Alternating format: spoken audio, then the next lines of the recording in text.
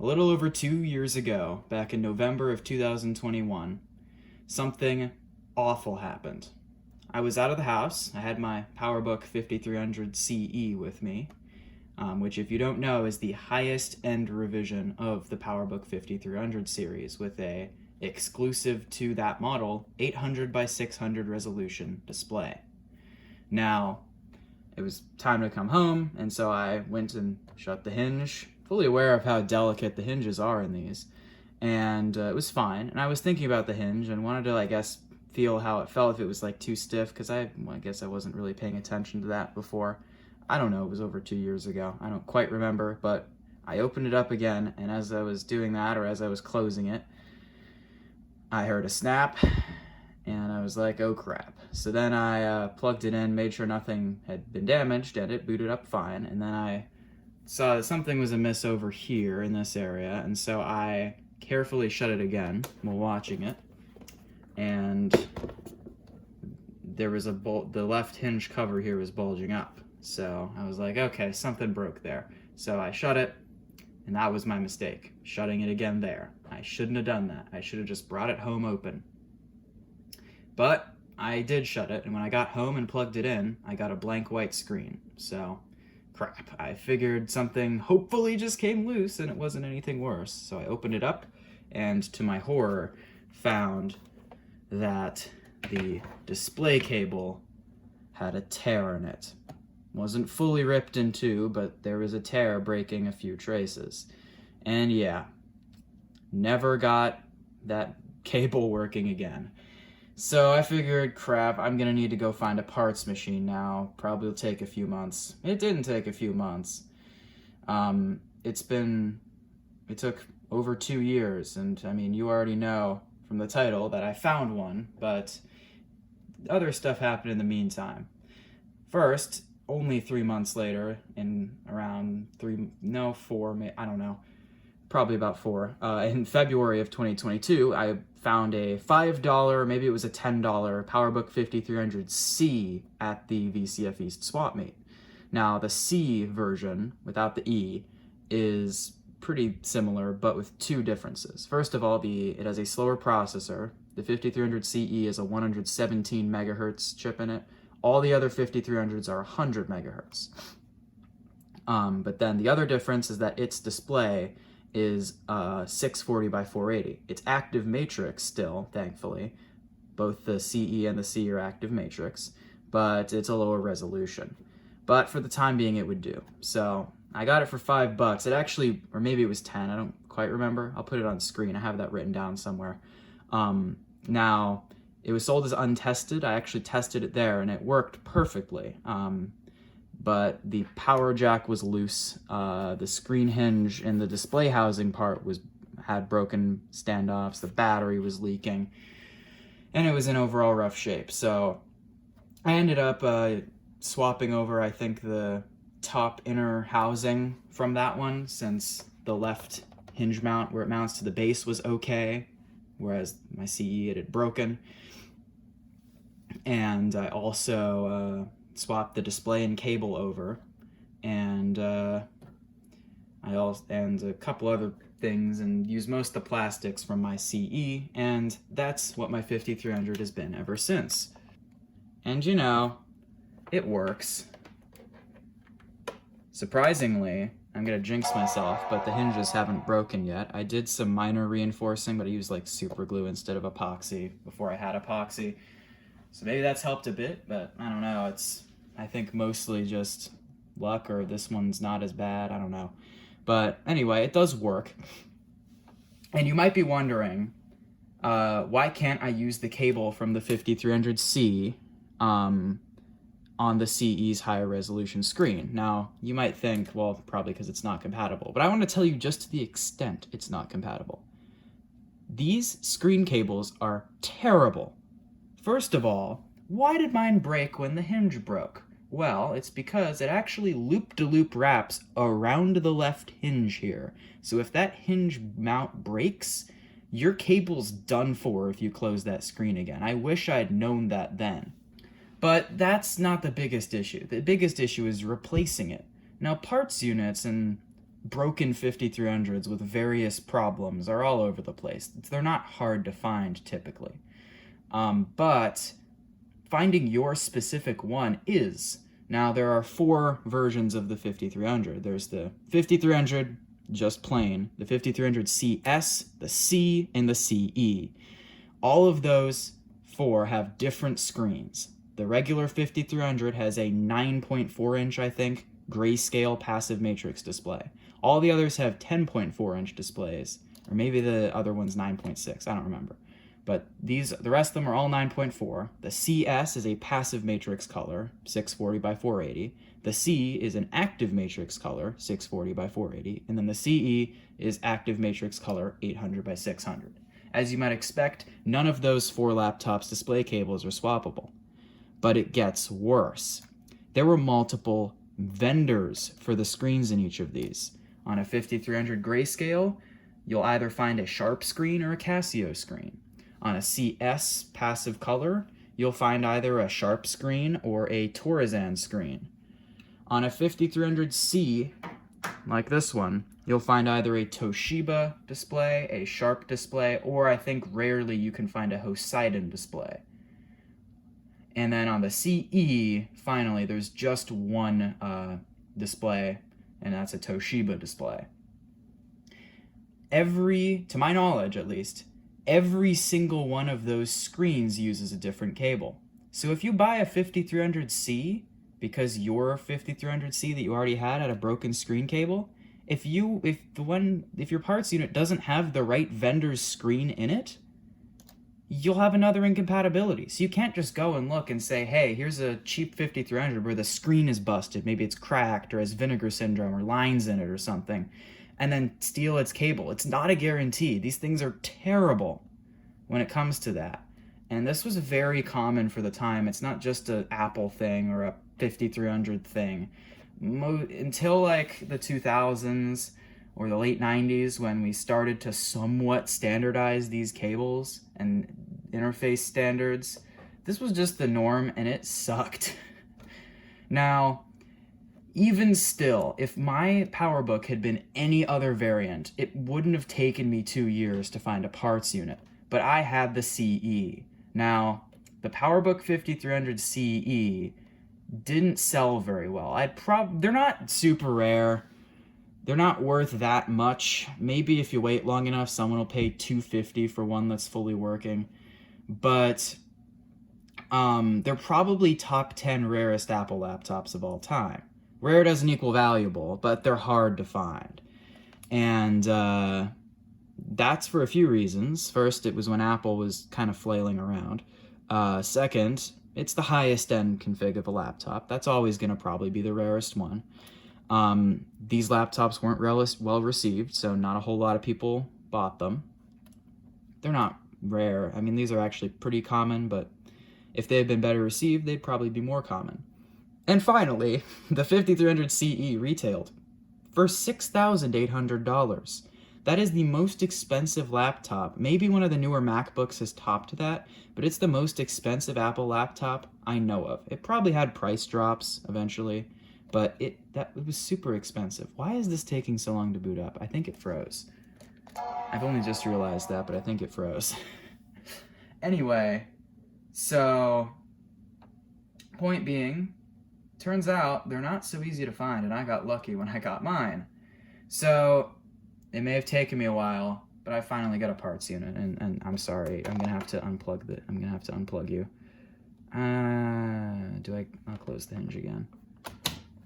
I'm getting a little more confident in its hinge now. I lubricated it, and if it breaks, I won't break a screen cable again, and I will install 3D printed mounts. Because those exist now. They didn't when I broke mine originally. Anyway, let's bring in the parts unit. And yeah, it's definitely a parts unit. And about this time is when I'm going to mention if the video quality and mic quality are worse than normal. My phone's being repaired right now. I'm using an iPhone XR that Apple loaned me. My phone just suddenly started crashing, my 14 Pro Max. Eventually boot looped, and they can't even get the serial number. I didn't lose any data. I managed to back it up before it fully died, but I'm not waiting to do this because I have been waiting over 2 years. So anyway, This here is our parts unit. So a couple good things that it has. It's going to be very useful to me in building the perfect 5300. First of all, if we look in the battery bay, you'll notice all the friggin' battery terminals are intact. God, is that difficult to find. Whatever, I mean, nickel metal hydride laptop batteries leak. We all know that. But whatever cells Apple used in these suck. Now this is a lithium battery I put in there just to plug the hole. I have the contacts taped over. It's from a 3400. They'll fit, but they won't work in these.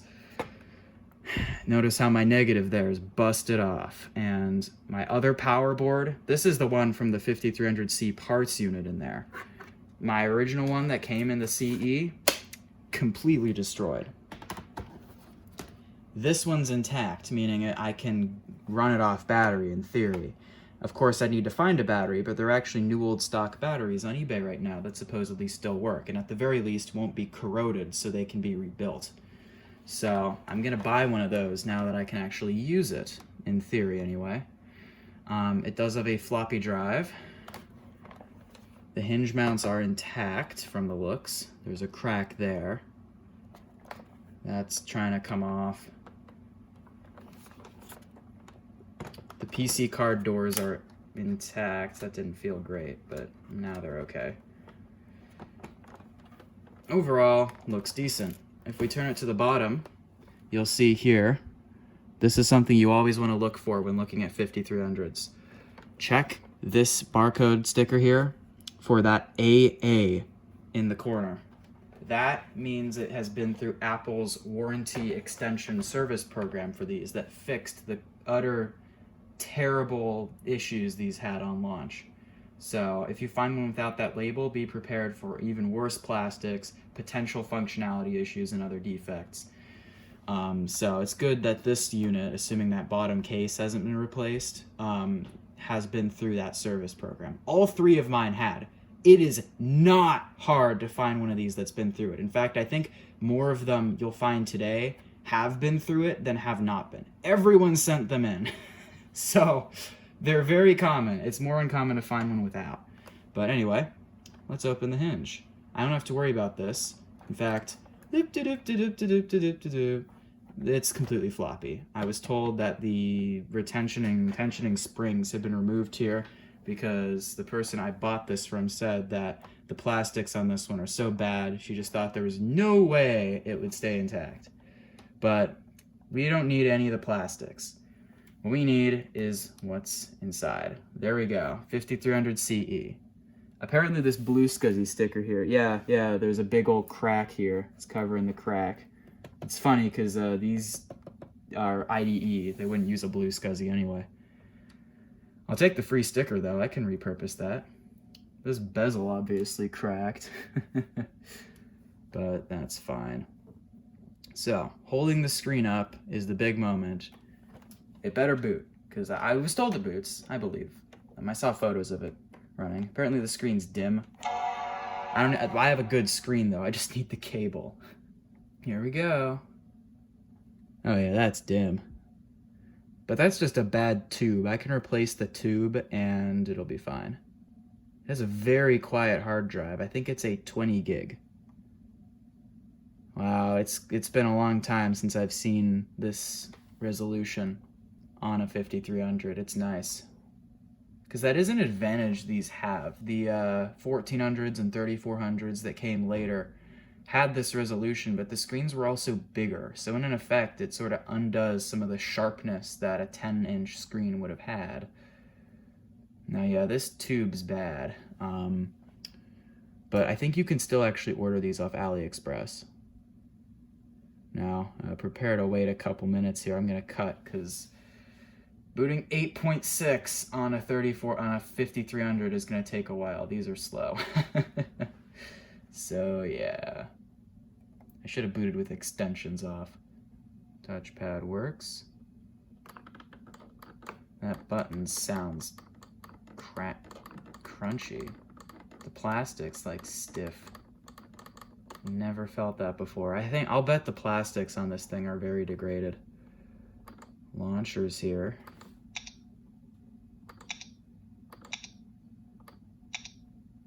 Wow. there's actually a decent amount of stuff on here. Booting it up. 32 megabytes. That's the base RAM on a 5300 CE. The CE motherboard has 32 megs soldered. My 5300, which is still running off the faster motherboard, has an additional upgrade card that brings it to 64 megabytes, which is its maximum. It's got the original software on it. I'm probably going to repurpose this drive for another computer since it's actually appears to be bigger. It's probably a 30 gig drive. Because I can use these larger drives, and yeah. Anywho, we've tested that it works. Another thing I'll mention is the keyboard is excellent on this thing. That's not a given. These keyboards have a tendency to go stiff and end up with binding key syndrome, where you have to apply a lot of pressure if hitting them from not direct center. That happens with time, and I have had some that are pretty bad and some that are decent. This one might be the best I've used, maybe. I'll have to type on it more, compare it to my 3400, which is what I consider now to be the best I have.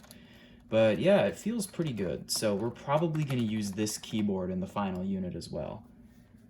So the next step is to disassemble this thing, and I'll show you how to take apart a 5300. We're going to do a full disassembly here on camera, and then I'll take apart my good one off camera to save on some time. But I'd like to show you how to get into one of these, because they're not actually very difficult to take apart, which is nice. Yeah, it wouldn't be a 5300 if there wasn't some battery corrosion in there. But thankfully not damaged. You'll need a Torx screwdriver. This is a T8. I think that's actually correct. And the first step is to remove 3 handy-dandy screws on the bottom. These hold in the keyboard. Once that's done, I can hear plastic bits in there. Lovely.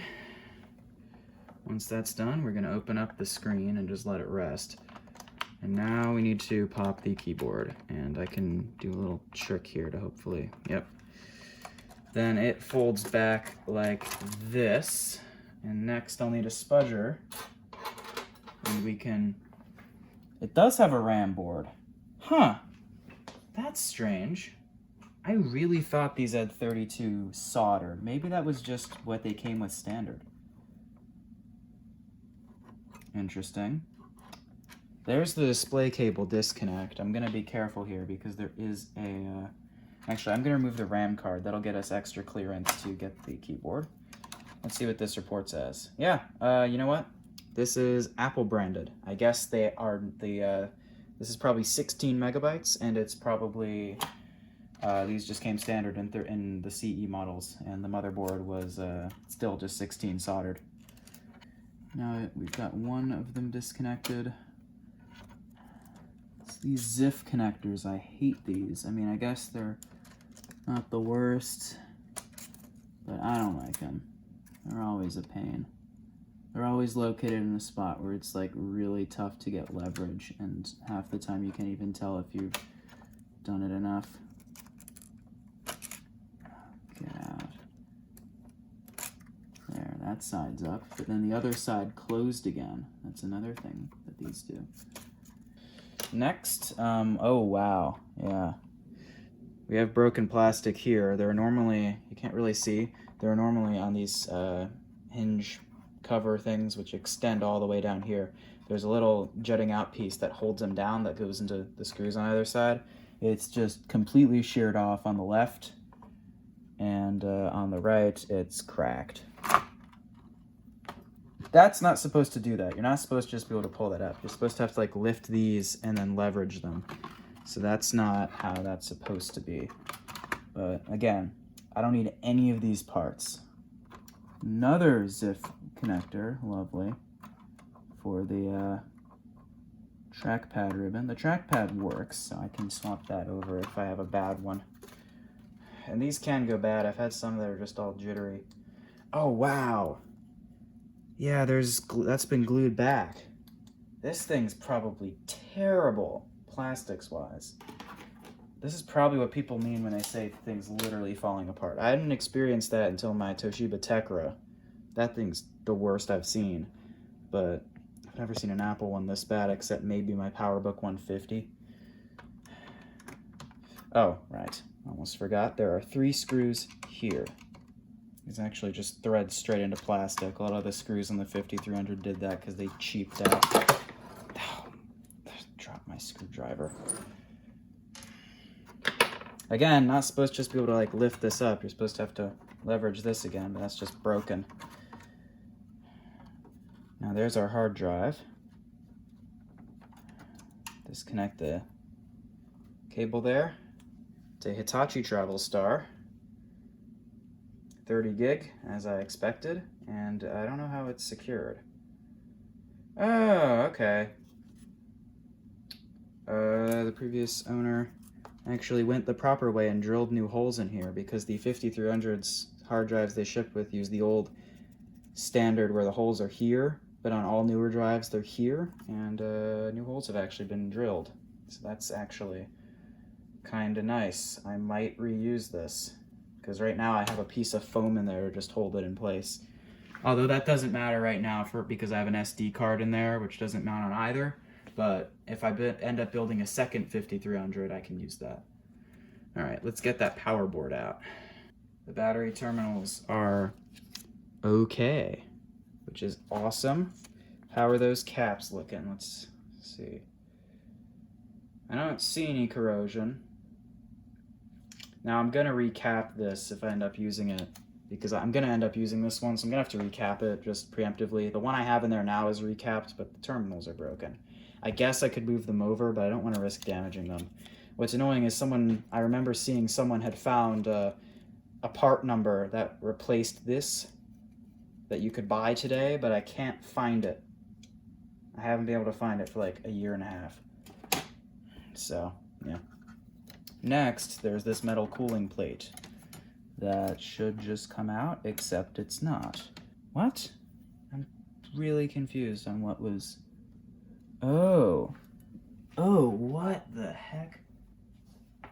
There's like a sticky thing here. Huh? I've never seen that before. Oh, that's weird. Well, cooling plate removed. No thermal pad or thermal paste. There's our 117 megahertz chip. The cap there looks okay. I think I might have those in stock. I'm not using this motherboard now anyway. I'm going to use my other one, which I think is recapped. I think I replaced that cap. I sort of recap this thing one thing at a time. But these don't 100% need it yet, but it's a good idea. I don't even need to disconnect that. What am I doing? Okay, so at this point, the next step is to get the screen off, because that's all we really need. We've gotten everything from the bottom half we need. I'll test the floppy module. I don't need an extra, well, I would if I built 2 of these. Okay, so getting these off is a bit of a pain. What you have to do is like leverage them around the screen here. You have to like sort of, okay, these are easy because all the clips I think are snapped off, but normally they're a little more difficult and they require some finagling, but someone else finagled before us and they finagled a little too much, which I think is more function of the plastic than what they did, because this plastic looks really, really bad, probably worse than mine. So there's that screen cable. You can see how it just bends around the hinge like that. It's a really poor design. As soon as I mentioned I had the screen cable broken, the person I bought this from was like, oh, really? Was it where it loops around a bunch of times and tears if you look at it wrong? And I was like, how'd you guess? So let's just disconnect that. Now we have to remove the right side. This one might actually have some clips. No, it doesn't. Or if they do, they're partially gone. Yeah. That's off. I don't necessarily need the clips. It might actually be better that they're broken because it's easier to get them off. they still hold in place fine. They just might look a little off. I don't know. Anyway, now to get this off, I'm going to hold on to the top of the lid and unscrew the 2 mounting screws.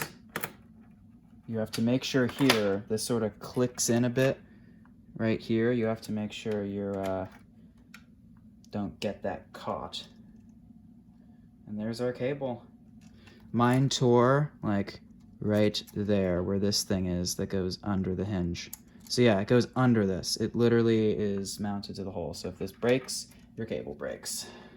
It looks like they use that to ground it. So yeah, don't think that was the smartest move by Apple. And there's that lovely battery corrosion that all of these have, without fail. Okay, so getting a screen apart. How do you do that? Well, there's 4 screws. 2 of them are under these bumpers. 2 of them are under these labels. Now, these model labels, I believe, are made out of a different kind of plastic than the rest of this thing is. And I've never even so much as heard of a story of one of these breaking. And that's a good thing because they require a good bit of bending to get off. If I zoom in here, we'll see how the port 10R does this. I'll try to show this. I'm going to use this plastic pick and just reach in, and you can see that bends up and then out.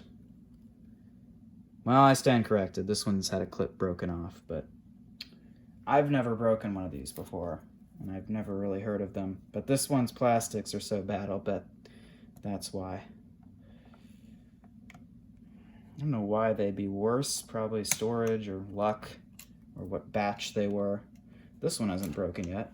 Point is, don't Hulk them, but they're, oh no, this has, no, that's been, I think, glued back, although it's got a weird light thing on it.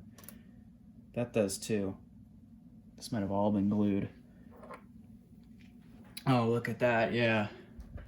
I think this screw well broke. I'm not talking about the mount, I'm talking about the well in the front bezel that actually goes under the screw head to like hold the bezel on, otherwise it would just be straight through. It's really hard to describe what that is. I hope you get what I'm talking about. But I'll bet that thing broke, and that's what all this glue is. That's really annoying when those happen. Yeah, ooh, that feels bad. I wonder what the hinge mounts are gonna look like inside this thing. These plastics are never gonna be used again. Probably.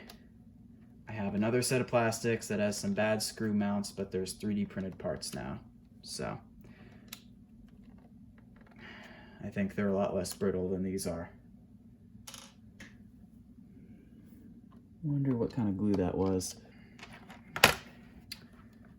Next, I will use my spudger here to pop these out. Whatever rubber they used here, I don't see melt.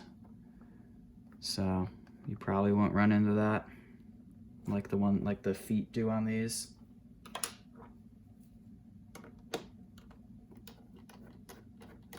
These also, I believe, directly, you can see the thread on these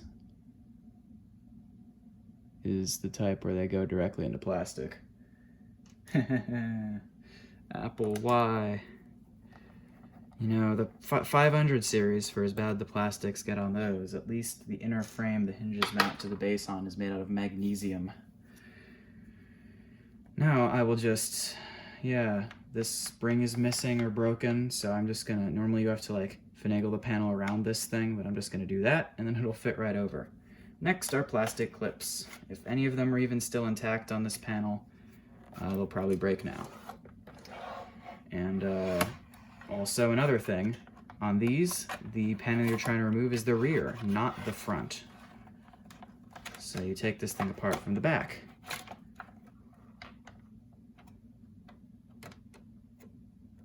Yeah.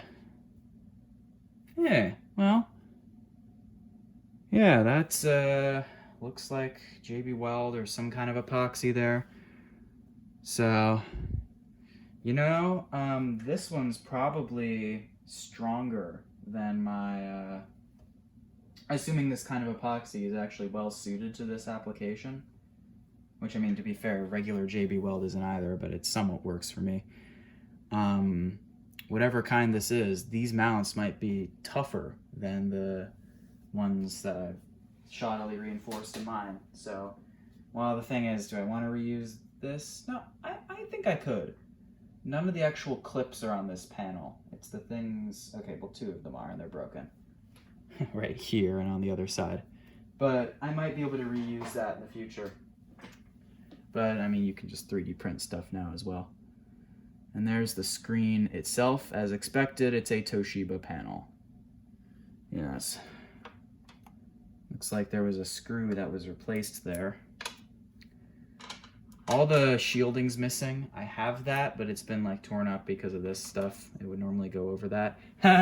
Yep, and that, wow, that I think even has been epoxied down.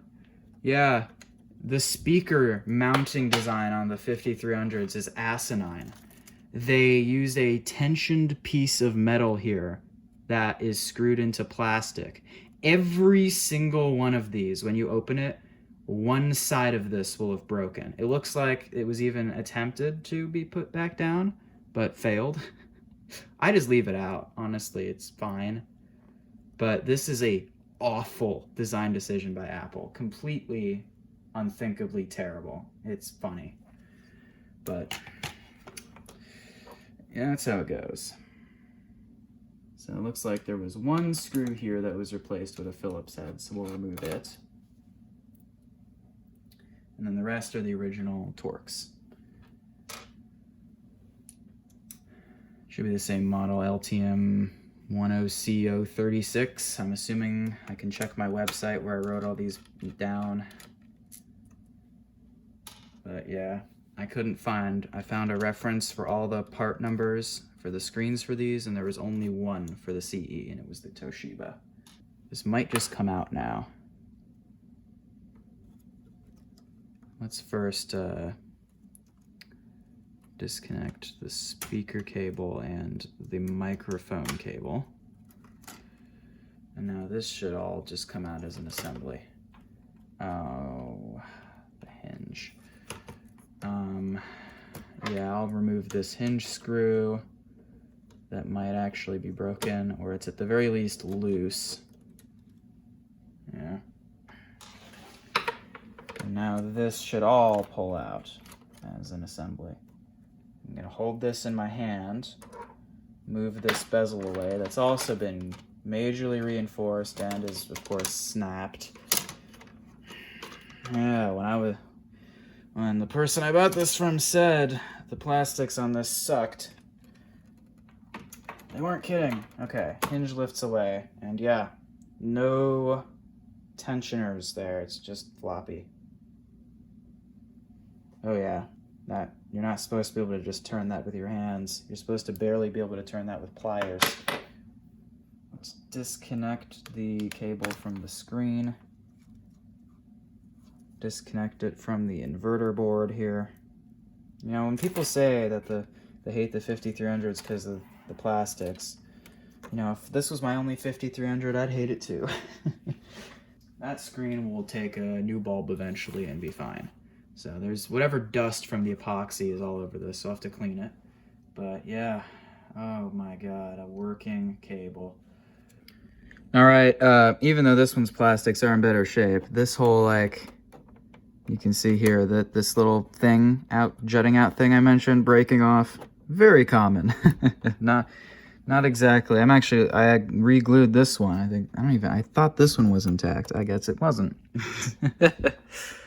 Oh, these poor things. It's gonna crumble to bits. And here's what broke. This little left mount here broke on my old one. It's still broken. I have both pieces. It can glue straight back together. It just broke in two. This whole thing ripped out. Almost like if you see a fallen tree in the tree stump, that's like pulled out of the ground, and it looked a bit like that. So I can glue it back in. I just had an intact one, so I used that. But yeah, not a great design. Okay, so here's my good 5300 apart, and this is the screen that's in here. It's a Toshiba 640 by 480. Now what I'm actually going to have to do here is a tube swap. We're going to swap out the CFL tube, and that's because I already swapped out the CFL tube, funny enough. And and my bit got stuck underneath this conveniently placed laptop. Anyway, the tube in the screen was kind of yellow and not that bright, I don't think. It wasn't nearly as bad as the one in the screen that the parts unit came with, but regardless, I saw that it was a Toshiba and that my 5300 CE screen was, so I swapped the tubes. It actually didn't help that much. I think the screen is just yellowed, but I'm gonna swap it out, which isn't that tough. You have to pull that, and then there we go. There is some black here. I think that means like where, I don't know. So there's the tiny little tube. I need to measure this and look and see if I can get a replacement on AliExpress. It'll come without the soldered things, but I actually don't think, these might not actually be soldered. This might just be a clip-on thing. I'm not sure. But yeah, we're gonna swap that tube, not with the screen that was in the parts unit, but with my known good, looked great screen, because I don't know how actually yellowed the layers of that screen are, because that can happen around the edges, and that's what this screen's doing, I think. So I'm gonna use my original one. Okay, I got all the parts in there, and we're gonna see now. Just do a quick test before we fully reassemble. Make sure we're actually getting a good lit up screen and that it's bright. All right. Yeah, there we go. All right. Sweet.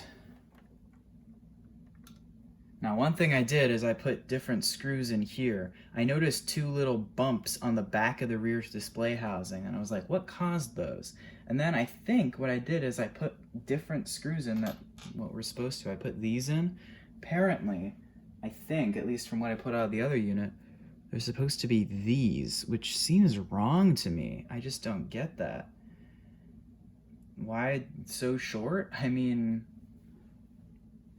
now part of me is like, well, clearly I put screws that were too long in, but if I put them back, is that going to cause more strain to be put on those mounts and just break? Because I feel like they don't go all the way in the mounts. I don't know.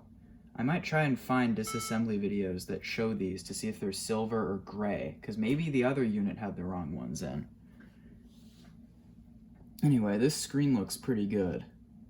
It's definitely not yellowed like the other one is. I mean, like the old one I had in here, the 640 by 480. This is brilliant. Time to get this thing fully reassembled. Well, this is awkward. I need one more part. I'm in my laptop parts bin. I need one single part to finish this, and it's the PowerBook 5300 CE model badge. The one that came on the parts unit is a broken clip, so I can't use it. I mean, I can, it just won't sit right. And somewhere I have that clip. Where? I don't know. For a long time it was on my desk, when my desk was here. But now it's not, because I moved my desk and I put it somewhere and I can't find it. Oh no. Well, you know, the one from that has the broken clip is doing fine. I mean, it doesn't sit quite right, but it doesn't look like it's about to fall out either. So I guess that's just fine. So, there we go. Now I just gotta close the lid and install the bottom 3 screws, and it'll be back together. All right, it's all back together, and it's working pretty good.